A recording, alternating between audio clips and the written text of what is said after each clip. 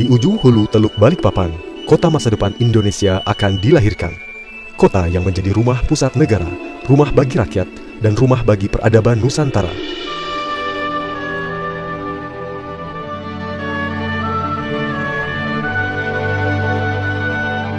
Ibu kota negara ditempatkan pada ekosistem lahan basah dan perbukitan. Pola grid diterapkan di atas lahan sebagai pemersatu dan basis perkembangan ibu kota. Transit-oriented development digunakan sebagai tulang punggung pergerakan. Koridor hijau sebagai orientasi kawasan sekaligus menciptakan monumentalitas pusat pemerintahan.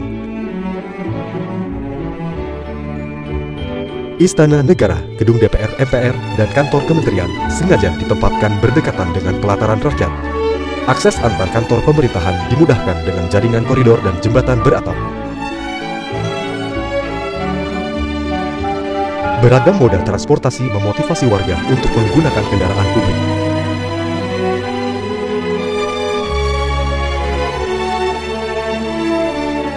Kereta semi cepat, kendaraan berbasis listrik, sepeda, dan berjalan kaki.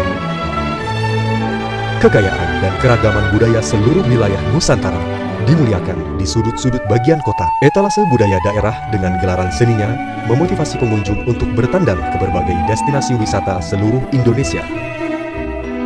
Lahan ibu kota yang berbukit direspon dengan bangunan pilotis dan jaringan jalan yang adaptif terhadap bentuk kontur.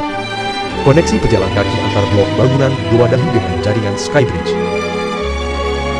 Pemukiman berbasis kanal memanfaatkan ruang berporos sungai yang akan memperkuat konektivitas kawasan. Keragaman hayati berbagai macam hewan dan pepohonan diwadahi dalam fasilitas rekreasi edukatif. Inovasi teknologi yang menunjang kegiatan perkotaan diwadahi dalam fasilitas pendidikan dan penelitian berbasis karakter sungai dan rawa. Denyut perekonomian rakyat di pasar terapung menjadi atraksi wisata khas budaya komunitas masyarakat berbasis sungai. Pagelaran budaya skala besar dimuliakan dan digelar di Cultural Center yang sekaligus berfungsi sebagai landmark penting kota. Ibu kota negara diletakkan di wilayah Sepaku, terkoneksi dengan kota Panajam, Balikpapan, dan Samarinda. Ini dimaksudkan untuk memacu pertumbuhan yang berkualitas dan saling berbagi peran antar kota di sekitarnya. Kota yang menjadi rahmat bagi rakyat dan alam sekitarnya.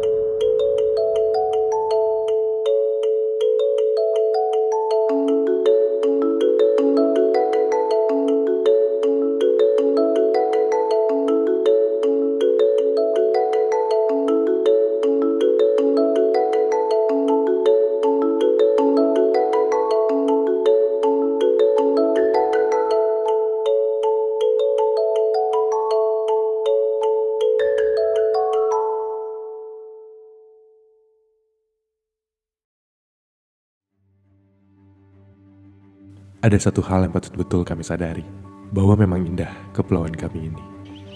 Menggugus, berjajar indah alami. Disitulah letak kekuatan kami.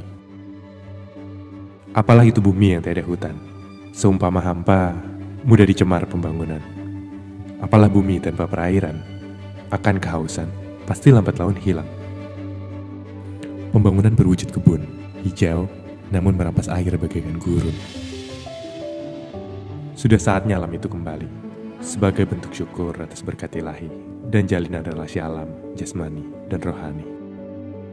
Biarlah jawaban itu berawal dari jajaran pemerintahan, letaknya berdekatan, memudahkan untuk saling bergandengan tangan, menjalankan amanah jabatan, mengayomi masyarakat dalam keluhuran Pancasila dan kebinekaan.